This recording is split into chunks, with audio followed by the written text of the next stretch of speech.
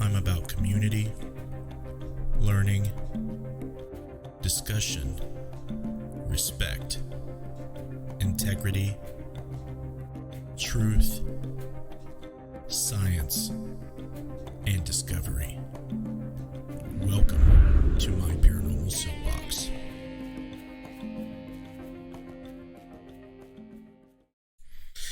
Hello, and welcome to My Paranormal Soapbox. I am your friendly neighborhood ghost hunter, Justin Brown, if you did not know this. And welcome once again to my little vlog that I do once a week. I get up on my soapbox and I rant, rave, and complain. But it's all friendly and respectful. I'm not the end-all, say-all. I'm not the authority in the paranormal field. This is just what I feel, what I think. And take it as a grain of salt. Maybe you'll learn from some things that I say. Maybe you will disagree with me. But at the end of the day, at the end of the stream, I hope we can all still remain friends and support each other no matter what we think. That is the most important thing. I generally don't like seeing drama in the parafield. I generally don't like seeing people belittling each other or getting into a fight just because they don't agree on certain things. Agreeing to disagree is an appropriate way to go about it, and it's adult-like, right? So we can all be adults here, but before we get into tonight's topic, I will introduce the moderator for tonight, Missy Vastine. How are you tonight, Missy? Good, how are you? I'm okay. I can't complain too much. I am ready to dive into this topic and see where it takes me. This is totally unrehearsed. I don't write up this outline or anything to guide me through it. I just pretty much start from what my initial thoughts are and just go with it. So we may take a short break in the middle of the show. But if you guys have any comments or any questions for me concerning this topic or anything involving the paranormal, excuse me, Missy will read them back to me. I will check with her periodically so it doesn't interrupt my train of thought. And we will see what you guys have to say. Any feedback is appreciated. And we'll go down the rabbit hole together tonight. So I will check back with you in a moment, Missy, okay? Okay. All right, thank you. Okay, guys. Tonight's topic is about why I think the paranormal field is in stasis, right? Why is it not advancing? Why are some people using the same old, tools and methodologies that people started off using, even though that there's much evidence out there that discredits that methodology, that debunks the content and responses you get maybe from it. We're going to talk about psychology. We're going to talk about science. Again, I know if you're tired of hearing about that, I'm sorry. And we're going to see what Justin Brown thinks and why he thinks that the paranormal field is not advancing at the rate it should, with everybody out there with cameras and recorders pointed at all the haunted places in the world. Why aren't we advancing? We're going to get to the bottom of that. First things first, the psychological part of why people tend not to learn from what science has to offer is a lot of people don't like applying science at all to the parafield. It's like a no. It's like science is like doesn't belong in the paranormal. The definition of paranormal excludes science from explaining anything about it, and that's why I think the parafield is in the shape that it's in. And one of the psychological terms I'm going to bring up right now is one thing that's huge. It's a huge issue, and it's called cognitive dissonance. And if you're not familiar with the term, pretty much what it means, simply stated, is that you have one belief, a strong belief in something, and then you are presented with an opposing belief that is solid and there's no reason to deny it. But since you have so much faith and belief in the polar opposite of what the opposing information states, it causes you stress. And that stress impedes your ability to change your mind. It impedes your ability to learn and change and move forward and try new things and advance in what you're doing. And this is not just in the parafield. This is within all aspects of life. Politics is a huge one, right? Anything. You can apply cognitive dissonance to anything. So the cognitive dissonance people experience is, okay, they started off pretty much researching the paranormal using certain tools, certain methodologies and approaches that are out of date, that have been, explained and debunked by the science community and the skeptic community. And there's so much overwhelming evidence opposing these methods. I think that it's a shame that we're still using some of them. I'm seeing them in the parafield still being used. I'm seeing, people going on radio shows claiming that they take photos of ghosts, and when you look at them, it's just anomalies caused by the optics and technical issues with the camera, pareidolia, you name it. It's awful to me. I can't. It creates stress for me looking at this stuff, because I know we're smarter than that. I know we're more capable as a paranormal investigator to get to the bottom of what we are looking at and investigating. So we're going to bring up some examples, and there's a lot of examples. One of the examples is, I know I threw up a few illustrations up on the thumbnail for this. One of them is, let's start with the Ouija board, because that goes back a long time, right? Ouija boards have been being used a lot, right? And they're still being used today. And some people still use them as legitimate methods of communicating with spirits or entities, right? And the spirit board is interesting to me. I think that any intent to communicate with spirits, with disembodied intelligences, with entities, is enough to evoke some type of response or contact with them. The spirit board is just a tool. Now, the act of placing your hand on the planchette, either by yourself or one another, is a problem, because the ideomotor effect, which is, if you're not aware of that, is another psychological term that people or science has explained, stating that people move when they're not aware. They have this uncontrollable slight movement, and when they place their hand on the planchette, it will move even when you're not trying to, or if you're not aware of it. So when the planchette is moving around, the other person thinks the other person is moving it.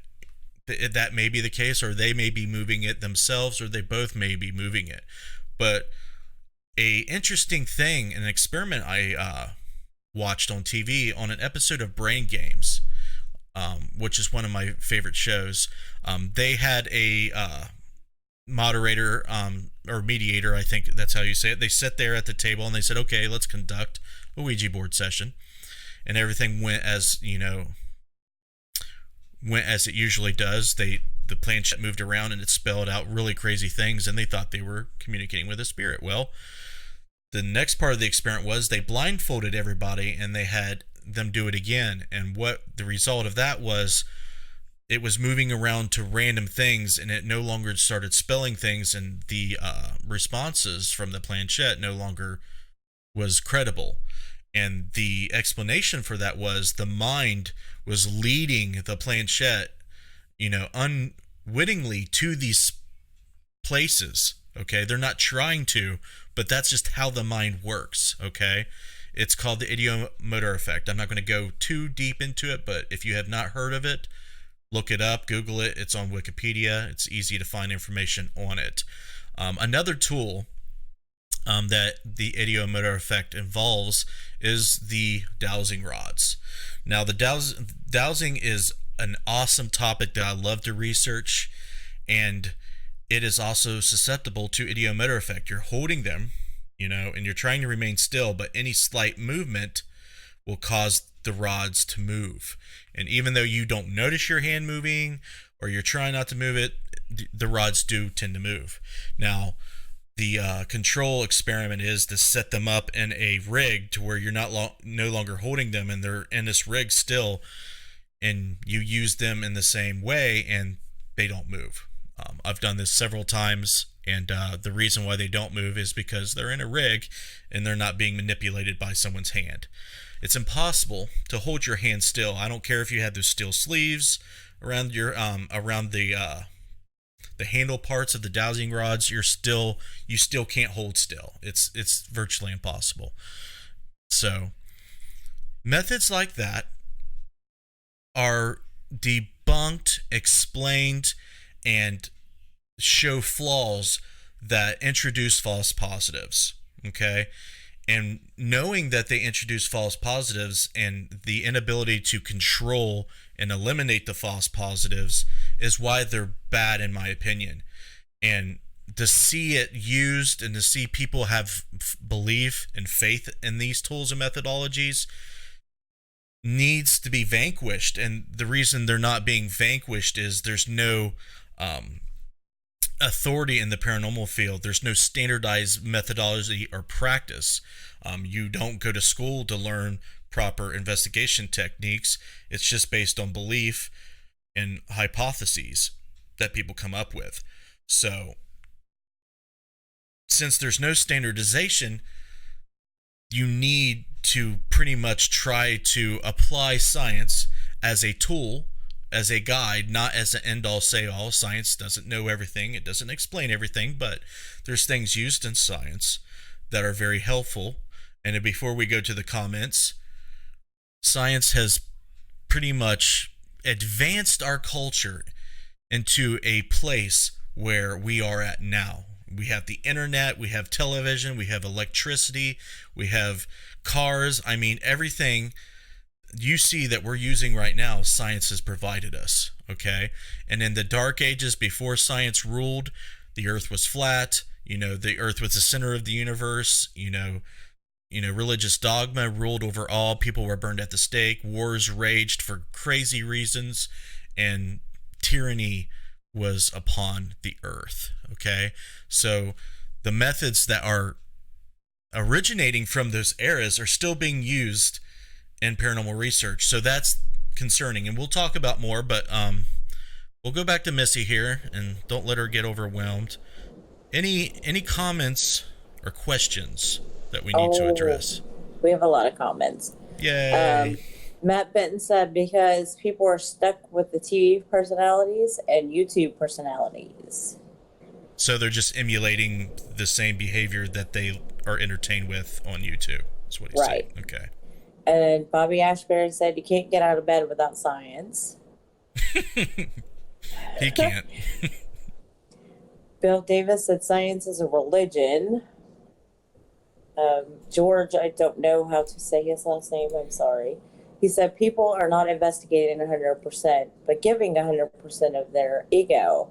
It seems what matters the most is the popularity than actually looking for answers anymore. That is an issue. I don't know if I've addressed that primarily on this platform yet, but if I haven't, I eventually will. And then Christopher Maggard said, because people are too worried about being right and proving everyone wrong. Well, being right is one thing. Proving that you're right is the problem, right? So science doesn't really prove anything. If you talk to any legitimate scientists, they don't really use science to prove anything. They just decrease the probability of other possibilities down to, very small margins. So what science does is it increases the probability of a predicted outcome to a larger degree. And once you're able to actually form a theory about something, other other scientists out there can replicate it using the same experiment and setup, and there's no data coming in that disproves the outcome, the predicted outcome of something. So that's when it becomes theory.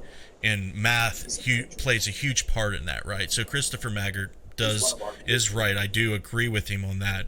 But as far as the proving part, I want to make it clear that hardly anything is provable. If you know anything about quantum physics and field theory, it is just a theory. Everything has infinite possibilities, and they collapse into one when we observe reality. So there is a lot of mitigating factors out there. So keep on going. Let's see. Matt said also another reason is people don't understand the science most of the time. Mm-hmm. Bill Davis said science debunks the whole ball of wax. Then George said old school equipment does. I don't believe in any of the boxes with the wires hanging out or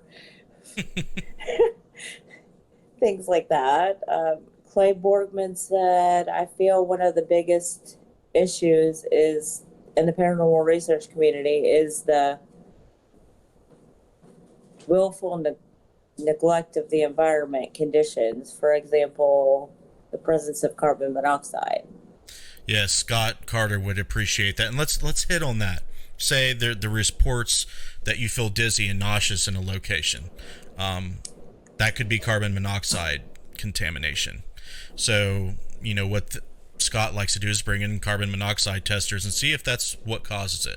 Black mold, other things that cause symptoms similar to alleged reported paranormal activity. He's correct on that. He also said the paranormal field is becoming more popularity and money competition, and a lot of people are not all are too quick to call everything paranormal and not being logical.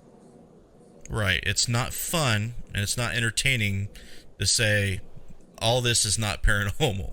It's all explained away. That's not fun. No one wants to tune into a live stream of someone in a creepy old place saying, okay, that's not paranormal. That little thump we just heard, that's just the settling and expanding and contracting of the structure when it cools down at night. Or the heating air system, the ducking just making a noise, or an animal like a mouse running around, tapping and pitter-pattering around. Just, not everything's a ghost, but it's more fun to believe that it is, right, Missy? Right. Exactly. Okay. Derek wants me to read this comment. It's Joe Vitale. He said, just because you have scientific equipment and your paranormal team doesn't make you a scientist. I can cook food, but that doesn't make me a physicist, a scientist, or a chef. LOL. Right. Doing science doesn't mean that you have to have a scientific degree. Okay. You can practice science and just basic scientific methods without being, a person with a degree in science. So using science in your paranormal research does not make you have a degree. That is correct, but you don't have to go to college or be a self-proclaimed scientist to practice science. People practice science all the time and they're retarded. Okay? You can be dumb and still practice science. That's what's beautiful about it. You can use a scientific method and not know a whole lot about science. You just follow the protocol. So I do get a lot of feedback about people, saying that, hey, you just want to look sciencey. You just want to, make people think that you're, some big scientist or whatever. I'm like, no, actually, I am very ignorant when it comes to a lot of things about physics and math. I know enough, and I know more than most. I research it quite extensively, but just don't have that PhD, man. But I'll tell you what, you can use basic science to observe your reality, and critical thinking is a huge part of science, and advocating critical thinking, and a lot of it is good. You don't have to be, a science major. Anything else? When you were talking about the Ouija boards, Bobby Ashbury said the planchette needs to move without getting touched. LOL. If the Yes, spirit can move a ball, and such a planchette shouldn't be a problem. I agree with that. I Chris agree with Maggard that. said you can move rods with a thought process. Yeah, there is a theory in parapsychology that, telekinesis, you can move stuff with your mind. That to test that, they have done tests through government and control tests, and anybody can contest that if they set it up simply. Jay Vitale said, sometimes I think there should be a standardization in this field. I agree with that. Matt Benton said, no, science is not a religion. Science has facts. Most of religion doesn't.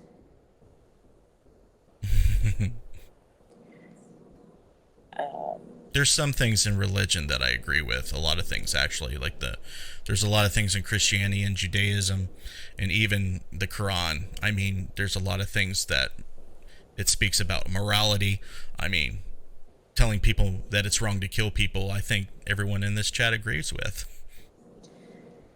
Matt Benton said, lots of natural EMF can cause dizziness and paranoia, exposed too long or too sensitive to it. Mm-hmm. Bill Davis said the scratching is demons hatching. Okay, Bill. All right. I'll have Missy get back to your comments and questions. I don't want to sit here, but I want to get back into this. Thanks, Missy. I'll come back to you. Cool. Keep the comments and questions coming. I like them. I love engaging with you guys. I'm glad that you find this topic, interesting enough that you're watching me talk about it. Another thing that I really want to talk about, really want to talk about, is the mag flashlight, right? There is a lot of people out there with mag flashlights. They'll take them and they'll turn them to the point where they just barely go off, and they'll set them down, and they'll turn on and off, and it seems like they're responding to your questions, but this is easily debunked. I mean, all you got to do is set it up, sit it down on the table, and just not do anything. You can be at home kicking it, watching TV or whatever, and it'll just go on and off randomly. And I watched a YouTube video a few years back of this guy that actually studied the behavior of the mag flashlight, and what he discovered was that the contacts in between, where the circuit and the battery the circuit's connected, there's these little arcs of energy that make it weld. The conductive material creates a weld in the gap, right? It's a very small gap that you create. So the smaller gap you can create without touching, the better it will be, and the more contact weldings that'll occur. And the weld is so fragile that when it's formed, it'll break because the electricity flowing through it will degrade the structural integrity of the weld, and it will disconnect and then reconnect at all these other spots. And he proved this. Okay, this is not just some guy's idea. He proved it in this video. If you're interested in that video, let me know in the comments, and I will look it up. We'll even watch it on this show if you want. It's really long and sciencey, so I would advise you guys to watch it when the show's done. But to believe that a flashlight that just turns on and off randomly is a form of ITC is bad. I don't know why we can't advance past that. I don't understand why people think it's legit. I've never observed any evidence at all that gives credit to it. I would love for the flashlight thing to be legit, in my opinion, but I just can't. And every time I see people using it, I mean, ghost hunters even stopped doing it after, they got a lot of feedback from people telling them that, hey, look, this is, not paranormal. This has an explanation. And it's not the heating, cooling of the inside of the light and it's expanding. That's not what causes it. There's an actual observable phenomena that happens. The electricity is trying to connect since it's so close because there's fields involved, and it'll actually weld. The arc will weld the piece of the material that's inside the flashlight. It's like a little mini weld, and then it'll just break off and keep doing that over and over randomly. So if you want to try this experiment, get you a mag flashlight rather, and unscrew it to where it barely turns off, and just set it down. Don't ask it questions. Don't do anything. Just observe it and see what it does. You can, and then once you observe and see what it does, you can see how it could lead people astray. It will turn on, turn off. You may ask a few questions without a response, and then eventually you'll get a question with a response. So that to someone who's unaware of this will seem that it's answering yes, to that question. But, you can try more advanced experiments where you say, okay, I want you to leave it on and not turn it off ever, and see if it just stays on, or never turn it on through the whole course of this. Try to, advance the experiment a little bit more. You'll find that, there's explainable things going on, and there's no rhyme or reason to it going on and off. If you have any documentation that discredits what I say or disproves what I say, I would love to see that, and be very interested. So you can email me at justinbrown@interfacedeath.net, or you can send it to me in Messenger on Facebook, any way you would like, if you have anything. It's getting to the point where, like many of the comments stated, people care more about their ego being right than it does the research. I welcome being wrong. I have been wrong. When I started out doing the paranormal research, I did a lot of things wrong, or poorly too. I did things poorly, and that's because I was inexperienced. And I'm man enough to willing to admit that, hey, I was wrong. I did that, out of ignorance, not knowing. It's a process. It's a journey. People get stuck doing the same thing for years and years and years, and they don't advance, they don't progress. And there's reasons why. Ego is one of them. Stubbornness is another one. It may be cognitive dissonance. It may be a whole host of things. But how do we get together in the paranormal community to just bring it down, to vanquish all those barriers that are causing us not to move forward? Now, I know not having the finance and resources to do a lot of the research is huge too, and I understand that, and I've talked about that before. But the simple things that we can control is still rampant. There's still people out there taking photos with low exposure time and getting these streaky anomalies and think it's a ghost. There's people with breathing in front of the lens, and the breath starts to condense in the hot and cold, and they think it's a ghost. People taking a photo of an airborne particle with flash photography and thinking it's a ghost. They still think it's a ghost. You can turn into your manual of your camera, and it explains anomalies that is caused by flash photography and optics. I mean, the information is out there. They don't care. They just want to believe what they want to believe. And that's fine, but it's not going to advance the paranormal field, and especially your own research. And in my opinion, and my main stance in this live video is, once you start tearing down those barriers and being courageous enough to move past your belief and move past your stubbornness, you will find that the paranormal research field will propel forward. Just like you will see, you can draw parallels to science. Once people got on board that the world was round, after they stopped burning people at the stake, the society advanced. Once we started figuring out, hey, this is true and that's true, and they started applying science here, there, and everywhere, you see civilization moving forward, and the rapid and exponential growth of our culture and civilization utilizing science itself by itself is profound. Okay, from 1900 to 2000, look at the jump. Just look at it. Would you look at it? Would you look at it, Derek? Come on, brother. Tell me about it. Let's read some comments.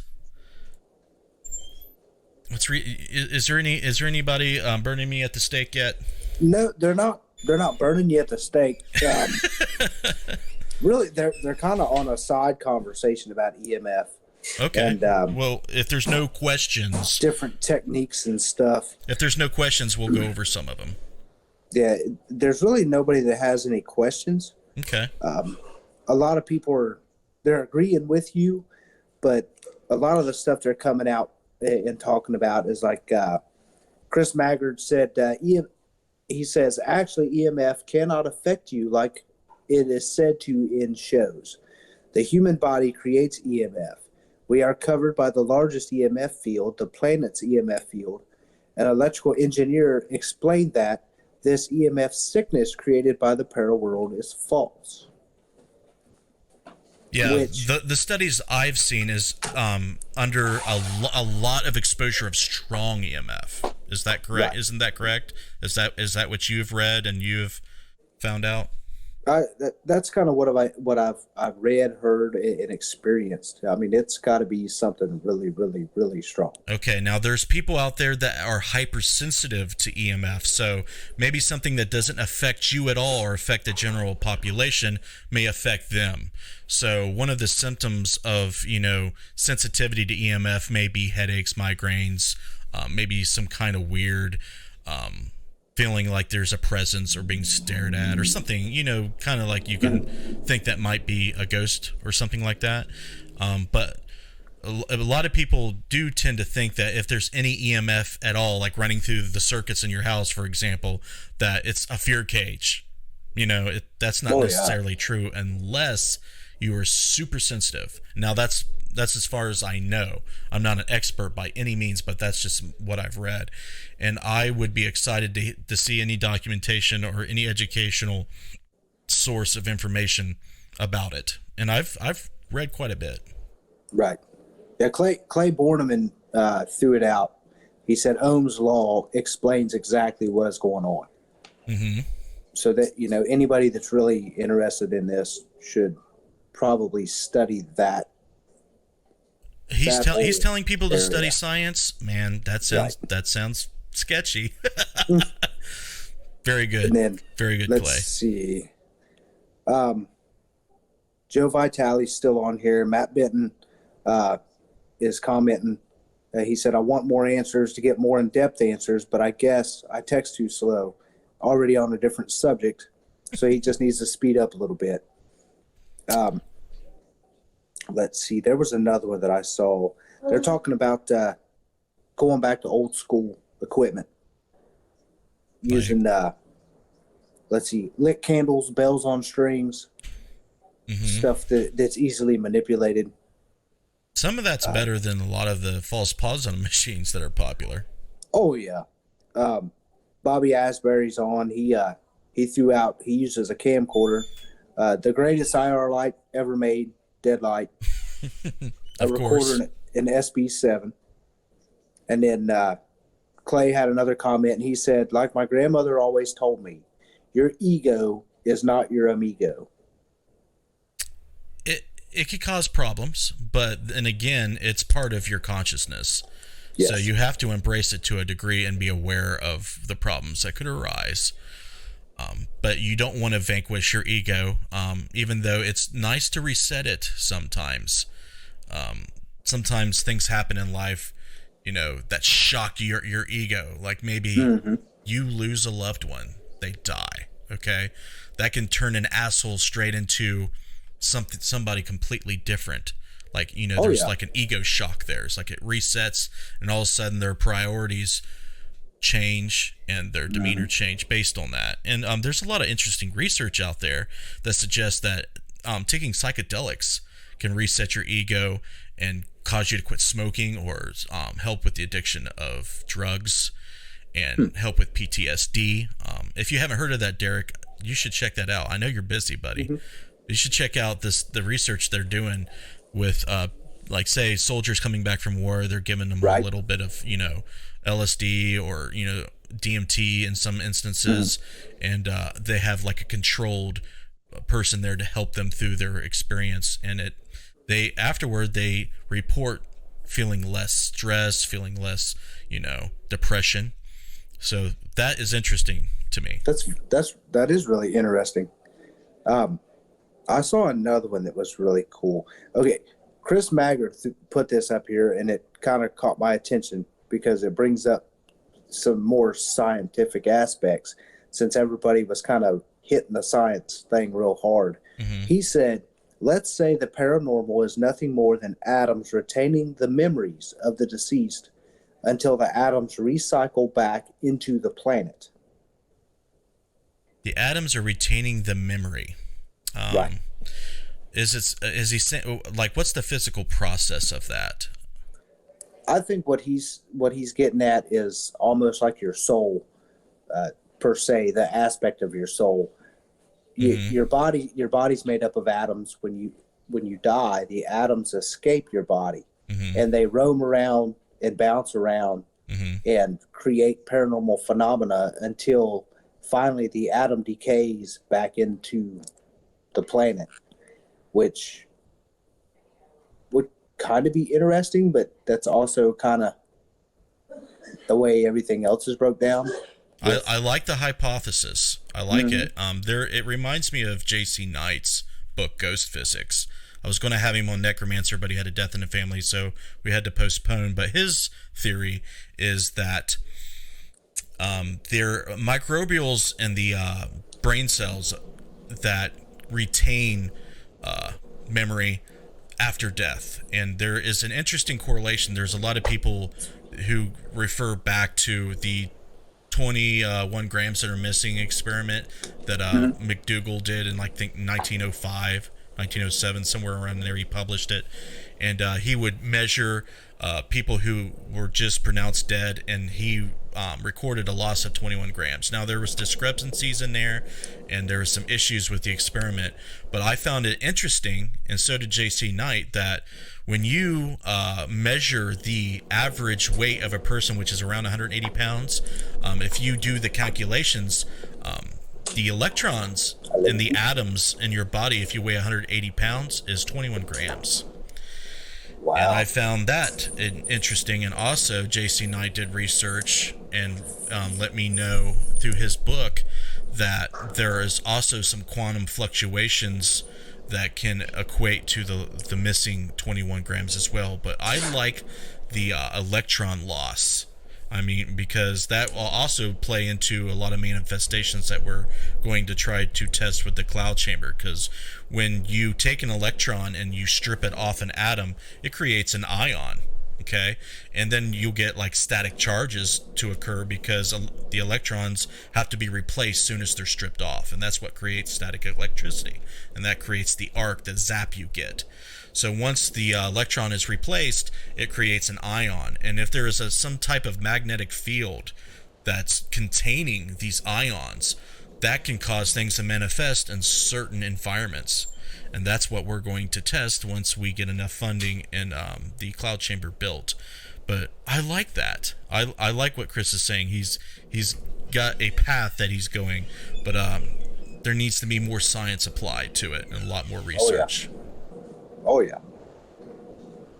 Yeah, we really haven't got any questions. Just a lot of interesting comments. I mean, everything's been really, really good and tame so far. Okay, great. That's awesome. Well, we'll get back to them. You don't have to read them all, but if you find something interesting or something that, piques your paranormal interest, let me know. I'll try to find a little bit more of an interesting, addition to this little live stream, and then we'll go back to the comments, and then I'll go from there. Cool. It sounds like you guys are talking and thinking and engaging, and I like that. I like that my live stream's able to do that for you guys, so keep that up. I think as long as that we're talking together and throwing our ideas out there and creating some kind of feedback loop, that's awesome to me. So let's keep doing that. But the topic at hand is the things that are no longer credible, in my opinion, in the eyes of the scientific community at large, especially, is things like dowsing rods. I mean, they've done plenty of tests debunking dowsing rods. Okay, they've done plenty of tests with the Ouija boards. They've done tests with the flashlights. They've done a lot of tests explaining why this is occurring.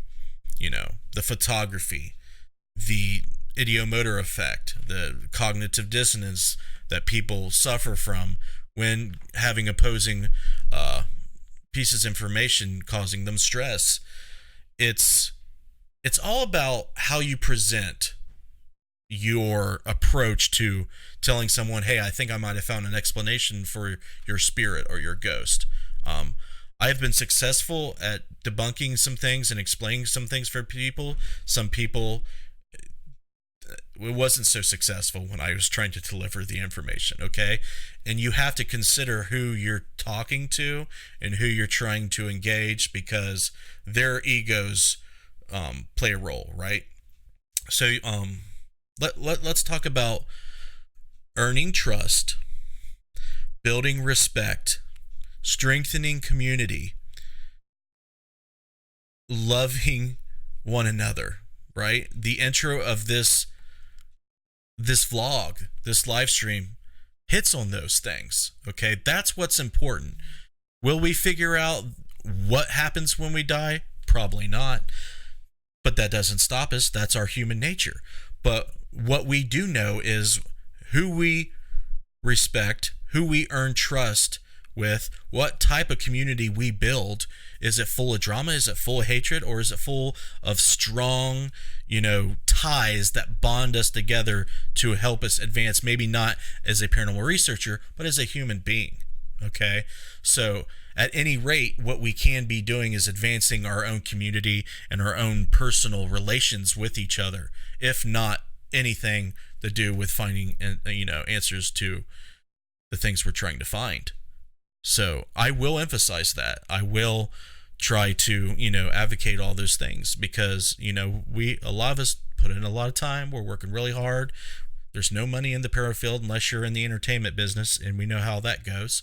So I urge you guys, if you're listening and if you use these methods, I'm not telling you that you're stupid. I'm not telling you that, what you're doing is not right. I'm telling you to please go out there and try to accept and learn and understand why there is a community out there that's giving you an explanation or a reason why that's not what it is. And just look at it, okay? Just look at it objectively.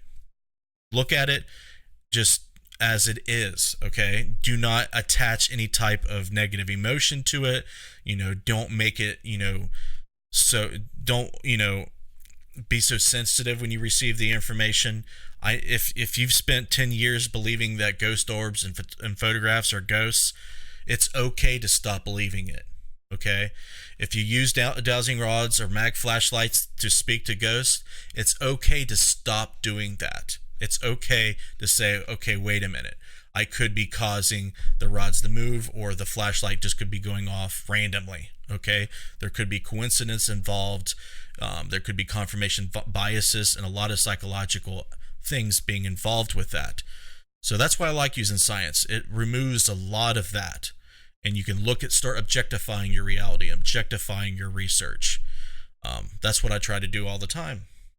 And that's what I advocate and I promote. Anything else that you're seeing in the chat, Derek? Yeah, we finally got our first question after all this time. Yes. I know.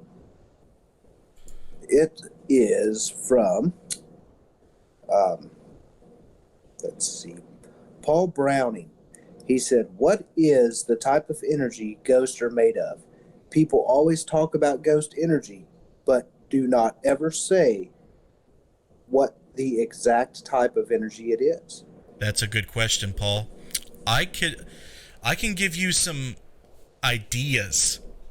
Of course, no one knows, but what they could be and what you could test for, I've heard, and I am interested in the possibility of a ghost being made up of some type of force-carrying particle. Okay, one just obvious force-carrying particle is a photon, right? If you see a ghost, it's lit up, it's a photon. But what's the origin, right? I've seen some speculation on neutrinos, but you can't see neutrinos. They go through walls, but you can't see them. I like the idea about the cloud chamber. I like the idea that it could be ions being manipulated by some strange magnetic field that we don't understand, interacting with the nitrogen and oxygen and other elements in our atmosphere under certain conditions and manifesting certain things. Like in the cloud chamber that I talk about, if you see ions present in a cloud chamber, they will manifest into these like streaky, misty like manifestations. And that's just science happening in front of your eyes. You just don't know it's happening because you can't see it under normal condition. So what people see when it's when they experience a ghost or a spirit, it could be ions, it could be radioactive decay, it could be a whole host of things. The important thing to try to figure out when we're asking that question, Paul, is setting up scientific experiments to try to cross each one off the list. Is it a photon? Is it an ion? Is it gamma radiation? What is that? So set up experiments and start crossing it off. But you actually need the phenomena to occur to do that. So that's the problem. The science is so, insanely difficult.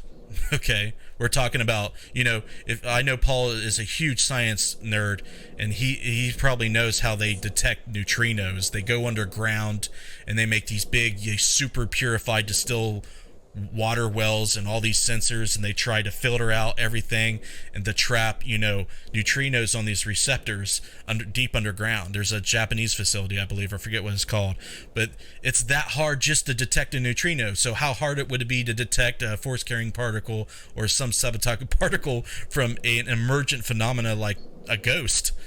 Right. I mean, we're talking about shit that we can't do. But we got flashlights and dowsing rods. Right. Now, I'm not going to say that something paranormal can't happen with a dowsing rod. Set it up in a jig, back away. If it moves, then start wondering. Mm-hmm. Any other questions, comments? Let's see.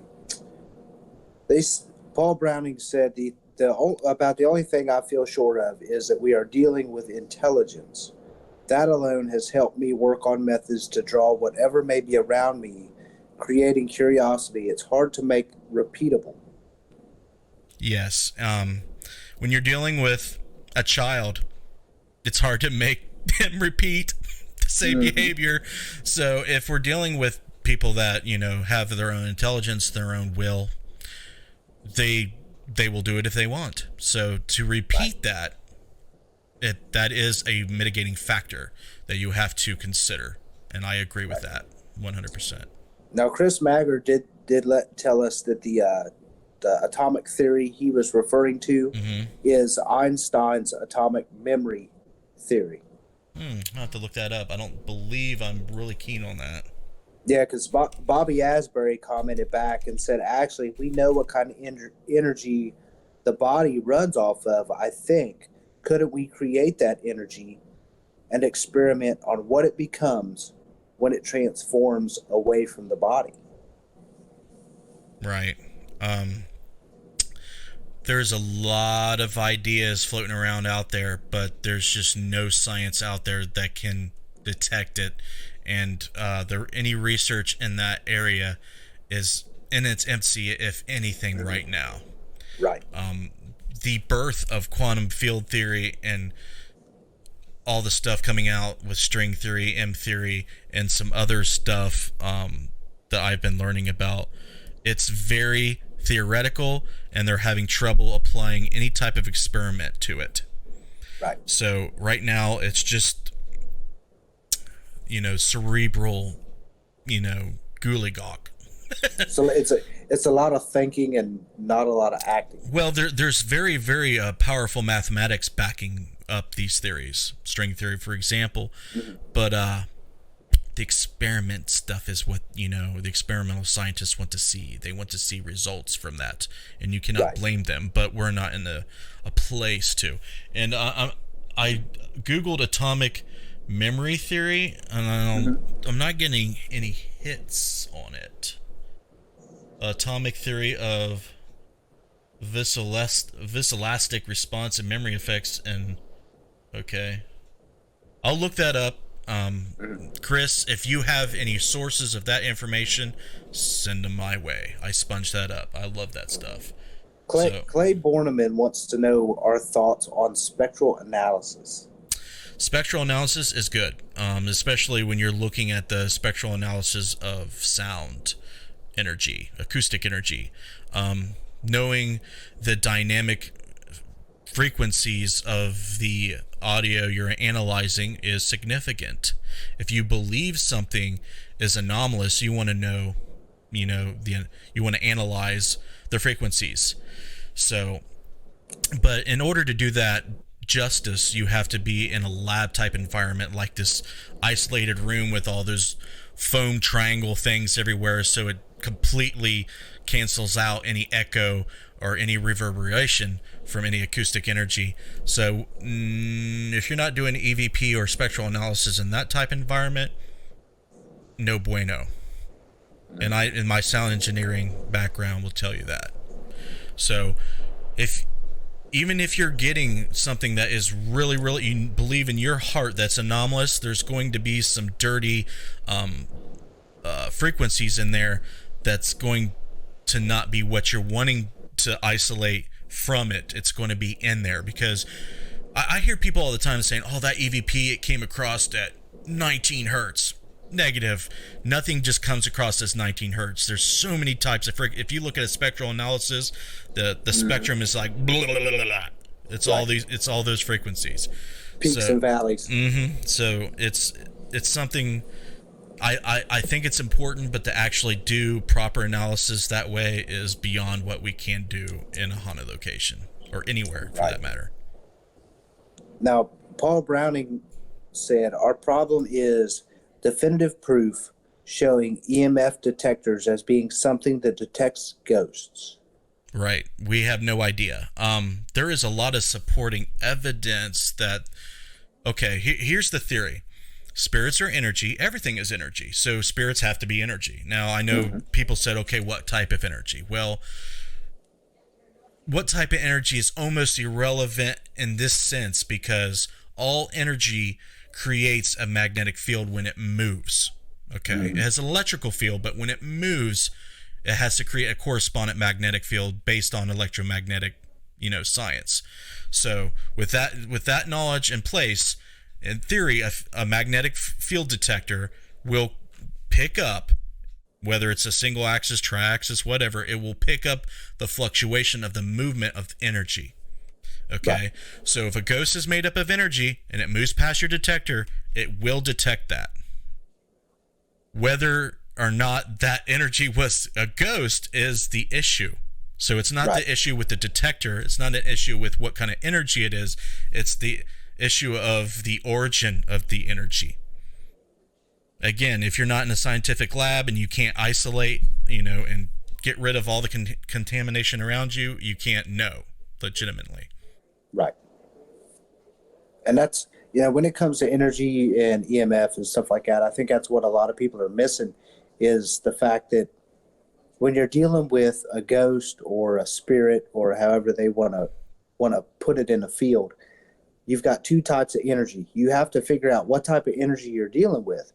Is it kinetic energy of a spirit moving past, or is it potential energy of a spirit in a still position getting ready to move past? The math behind potential and kinetic energy is different. And knowing the potential energy of something of that nature is, I don't know if that's possible. The kinetic energy mathematically is possible, but I'm not smart enough to do that. So, but I know it's possible if you know everything there is to know about it. But basically the motion of energy creates a corresponding magnetic field. So that's why the field detectors are used. And I know there's a lot of pseudoscience out there and a lot of people that get rubbed the wrong way with the detectors. And the reason that they should be rubbed the wrong way is they just don't know if they're detecting a ghost. It could be, probably not. But if you are very good at eliminating all the false positives out of your area of detection, then maybe. But, we're getting bombarded by so much electromagnetic energy all the time. That's why people are very skeptical. Right. Clay Borman just brought that up. He said our environment is so cluttered with electromagnetic fields, it is almost impossible to determine what's terrestrial and what is paranormal. Mm-hmm. Yeah, if you're playing ghost hunters like on TV, I don't know. It doesn't seem like you can know for sure, and and there's convincing things that I've seen over the years that I've been doing it. If you have a 10-minute ITC conversation with a EMF detector and it's not coincidence, it's statistically impossible for it to answer you on time for 10 minutes with everything you're saying, and you try to do things to debunk it, like, okay, don't go off for exactly 3 minutes, okay, and then I'm going to ask you a question, and then it goes off again. I've done that in this instance I'm thinking of. So if you're getting that kind of data, make sure you record it and just file it away for later. Oh yeah. Just file that stuff away, because later on there might be something to those. Yeah, I mean, it's hard to be able to repeat the same occurrence in the same location at the same time on multiple occasions, especially when you have to pay to get into most of these places, because they're a business now. Everything is a business. Mm-hmm. Well, these historical places need help, and they're taking advantage, which is, I don't believe is bad, of the paranormal pop culture now. It's very popular. People want to go to these locations, check them out, do their thing, and it's helping preserve them. Now, there's people out there doing it injustice, but most part, no. Most part, we are saving historical locations in that way. But the hour is up. And I would like to thank you, Derek, for helping me with the comments and taking Missy's spot. And it's always a pleasure to talk to you and get your insight and get you involved in everything that we do. Awesome. I enjoyed doing it. That's great. You are released from your duty. You may digest your dinner and drink a beer for Justin. Oh, definitely will. All right, buddy. You have a good one. You too. All right, guys. Well, there you have it. We could talk about this till the cows come home. I'm glad you enjoyed it. I hope you enjoyed it. Paul, Bobby, Clay, Mr. Maggard, Chris, all you guys, I love hearing from you guys, and everybody else in the chat, Matt Benton, everybody. I respect and pretty much support all you guys. A lot of you that I named off are patrons to our paranormal work, and while we're talking about it, we can mention them. Matt Benton, Clay Mormon, Matthew Jackson, and RJ Murphy all pledge on Patreon. They actually give me money, not a whole lot, but they give me money to support what I'm doing here on Facebook, on YouTube, and out in the paranormal field. So without their help, I can't do this stuff. I can't maintain it. I can't continue to do all this content in the fashion that I'm doing it without them. So if you like what I'm doing with this show, with other shows, with the paranormal research, video production, what have you, go to patreon.com. The link is in the description of this video, and check out the rewards and the tiers that you get for pledging. $1 a month is all I ask for, but if you do more, that's fantastic. But $1 a month, you can help support what we do and help support, the strengthening of our paranormal community, the education that I provide, and the just the support I give everybody that I feel that deserve it and need it. So thank you very much, guys, for your pledging each and every month. If you're interested, check it out at patreon.com. You guys have been great. I try to do this every week on Tuesday at 8 p.m. Eastern Daylight Time. Next week, I'll have a different topic. I'll stand up on my soapbox and rant and rave, and I will listen to all your guys' comments and feedback, and I love it. Thank you very much for joining me tonight. Stick around for some video promotion. As always, I love you guys. See you in the next one.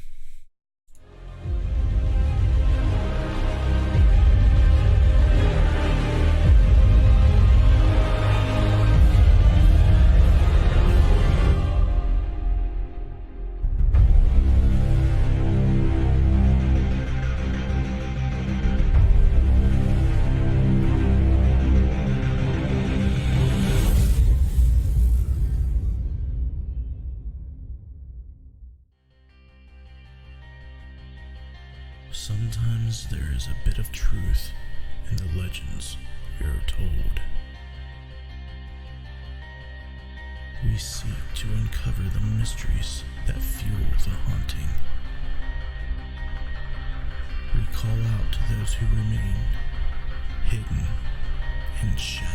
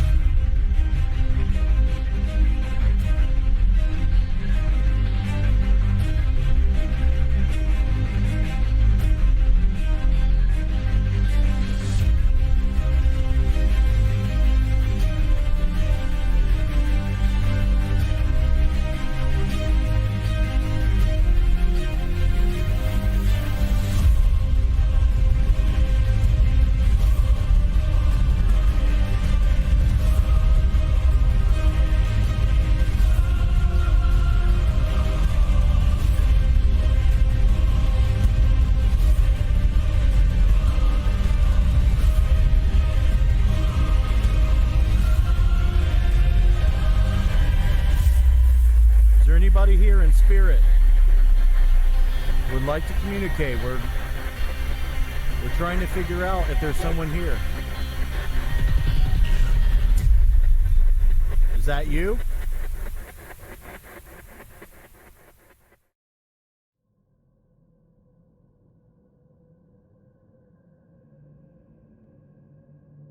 Do legends tell us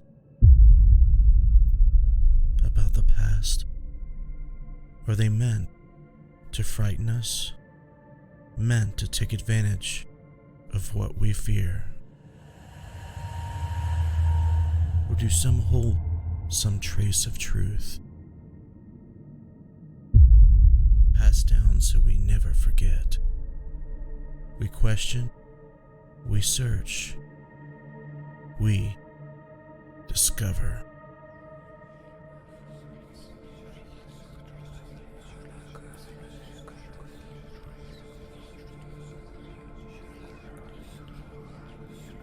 We discover portals to the past.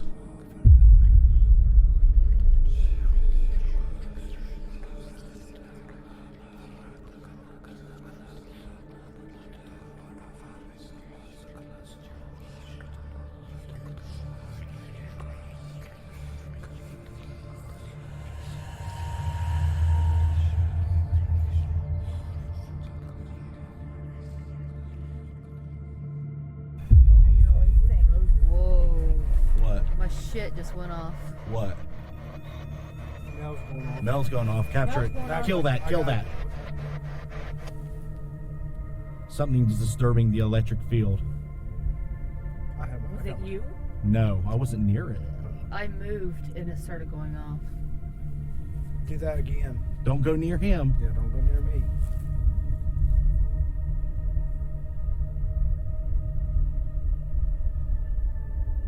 Whatever just did that, do it again. Shh, please.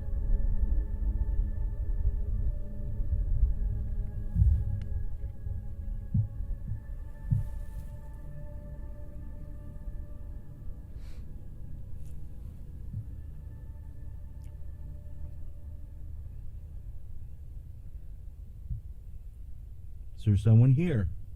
You can come up to us. Did you guys whisper? No. Mark.